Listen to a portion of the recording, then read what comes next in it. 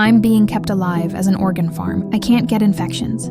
I can't get sick. I regrow my organs in a matter of seconds.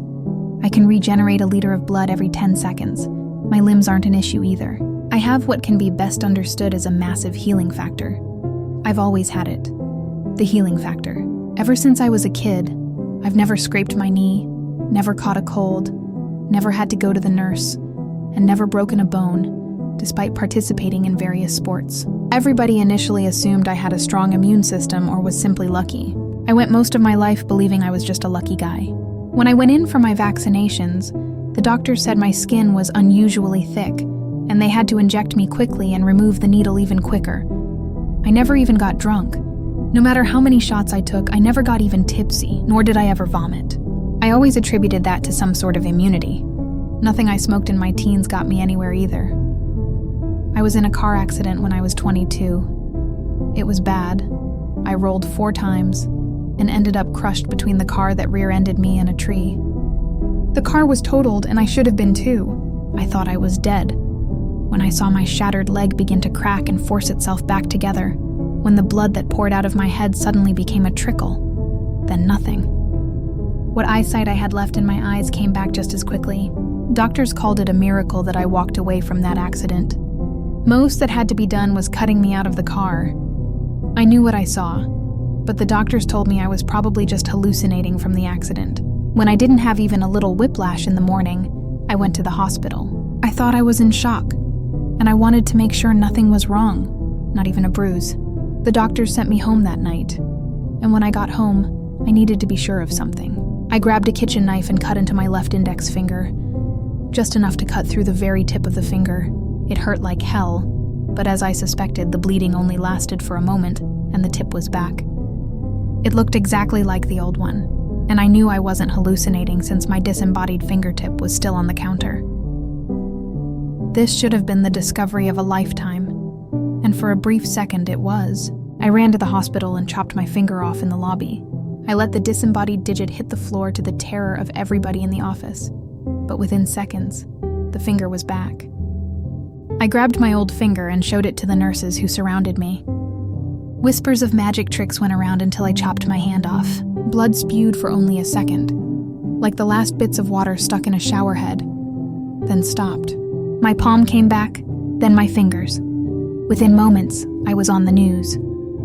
The Miraculous Healing Man was one headline I still remember. I was a celebrity, I was a philanthropist, and I had it all. I lived off of donations and whatever blood drives were willing to give me. I ended the blood crisis. I have O blood, so I can give to anybody. A lot of my days were spent playing video games while a nurse tracked how many blood bags I produced in 8 hours. Occasionally, the nurse would have to phone a friend to get more bags. If I drank a lot of water that day, well, they'd fill up quite fast. My body healed around the needles, so prying them out was a bit of a chore. Eventually, I discussed it with the nurses to just keep the needle in there. It honestly wasn't worth the hassle, and since I declared this my full-time job, it wasn't like I was worried about what work would think. Sleeping with it in was a bit weird, but you get used to it. When I got a call from one of the many nurses who serviced me, asking if I was willing to personally donate my kidney to her son, I didn't know what to do. At that point, I wasn't sure if I could or couldn't regrow organs. I had a bit of a crush on her, though, so I went through with it. According to the doctors, the biggest complication regarding the surgery was figuring out how to actually keep my body from closing up the incision. They just had to have somebody constantly scraping the area with a scalpel to keep it open, alongside keeping me pumped full of anesthetics, as my body fights them off quickly. All in all, it was a success. And by the end of the day, I was back home giving blood again. I went back the next day, and yep, I had 2 fully functioning kidneys. There wasn't even a scar left from the incision. That's when a doctor entered the room and sat down with me. An 8-year-old boy needs a kidney. Are you willing to go through the surgery again? I didn't think, I just agreed. Later that day, the boy had a functioning kidney in him, and I wasn't left with any less than what I started with.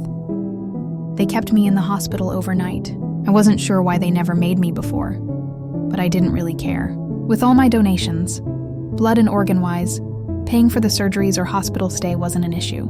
At this point, people still donated money to me directly, and I didn't mind losing a day of blood donations. When I woke up that morning, a little girl was sitting down next to my bed, and a scrub-laden doctor sat up out of his chair.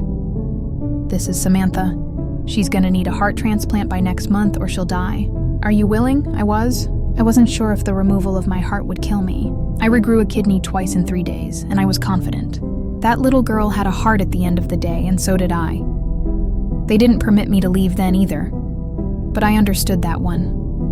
I was starting to get homesick at that point, and tried to check out in the middle of the night, but was stopped by various nurses begging me to stay, telling me about all the organs the hospital needs, how understaffed they are, how quickly they could solve major world problems if I just stayed a little longer. I gave 3 people a chance to live normal to semi-normal lives so far.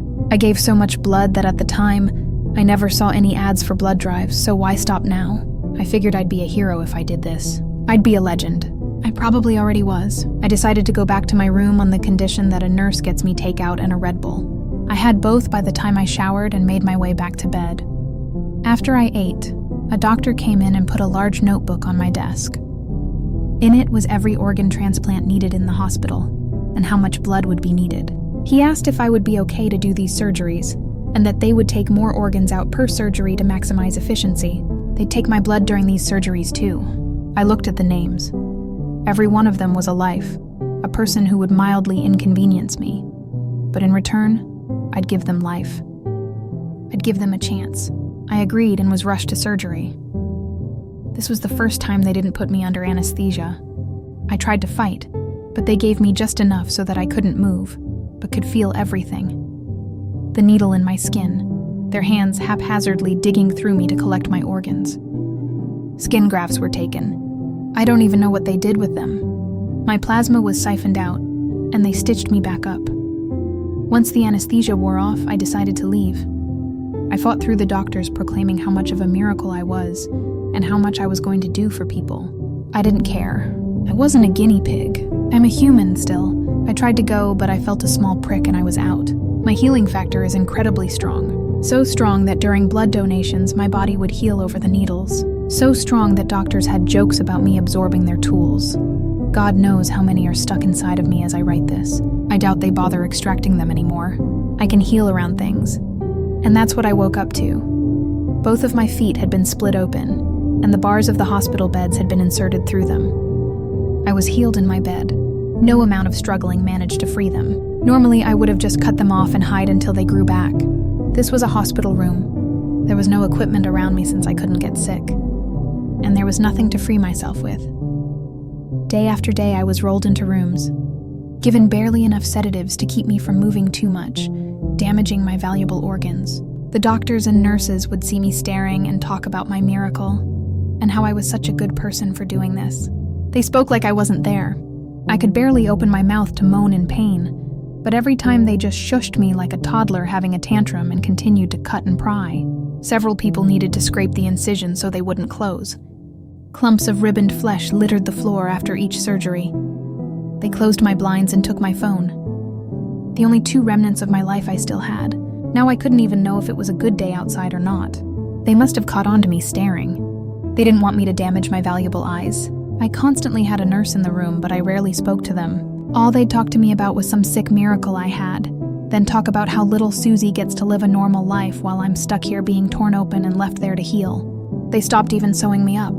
They didn't want to waste any resources, so they just left my empty cavity open to heal over. Have you ever smelled blood? Probably, yeah. Have you ever smelled your own organs?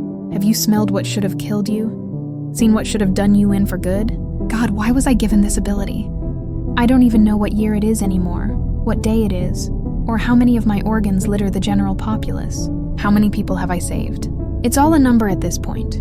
I used to get letters and gifts, but now I sit in a dark hospital room that rarely gets cleaned. I'm lucky if they remember that healing factor or not. I gotta use the restroom every now and again. I'm lucky if I get a candy bar on Halloween or a small Christmas tree placed in the room. I'm lucky if they remember I'm still alive. During one of my surgeries, as I was staring into the fluorescent lights, hoping that maybe it was the light, I overheard a conversation, and finally some unfamiliar pain.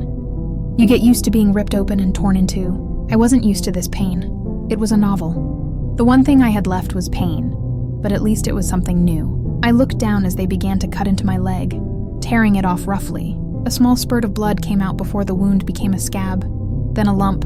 Now the other one, then my arms. I could only look at the doctors as they threw my legs into a freezer. One of the nurses began to speak. Do you think it's really gonna make a difference? As long as we don't tell them where it came from, do you think starving children care? At this point, I think I was so jaded that the idea didn't seem strange. I existed as a living organ factory. How much worse is it to be an infinite food source? They started taking my legs at least once a day, my arms twice. I guess my healing factor has limits. My legs take an entire day to grow back when my organs are damaged, and whenever my legs begin to heal, they get cut off again. I don't fully understand my healing factor, but I understand the following. I can't age, I can't get sick or have infections. I don't need to eat much, but it heightens my abilities. And people who get my donations don't get my abilities.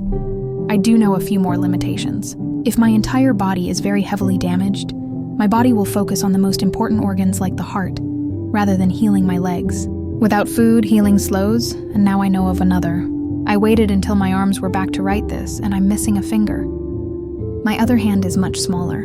It looks like it belongs to a 9-year-old instead of me, however old I am. But it is stuck onto the arm of an adult man. Constant removal and healing must have damaged me. That's why I'm writing this. That's why I'm posting this. I want people to know where the organs are coming from. I want to find a nurse, or somebody who can impersonate one, to shoot me. Right in the head, where you know it will kill. They haven't touched my brain, and it's my one hope for death. It's the one unknown I have. It's the last hope I have. Don't slit my neck. It'll just heal.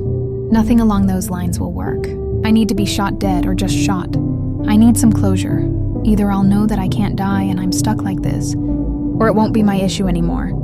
Last night, I managed to pickpocket a kind nurse who was willing to get close enough to me to allow me to steal it. I can almost assure you right now that when they do eventually figure out I have the phone, they'll find a way to make sure nobody gets close enough for me to steal another. I know I'm selfish. I want to get rid of what could be a life source for millions. I've given so much. I think I deserve just one thing. I don't know if it will even work, but please, somebody shoot me. At the very least, it will let me know there's no way out of this. At the very least, I'll have that bit of closure. So, please, if you're a nurse or other medical professional, ask for the man who regrows organs. If they take you to me, please don't hesitate. Shoot me.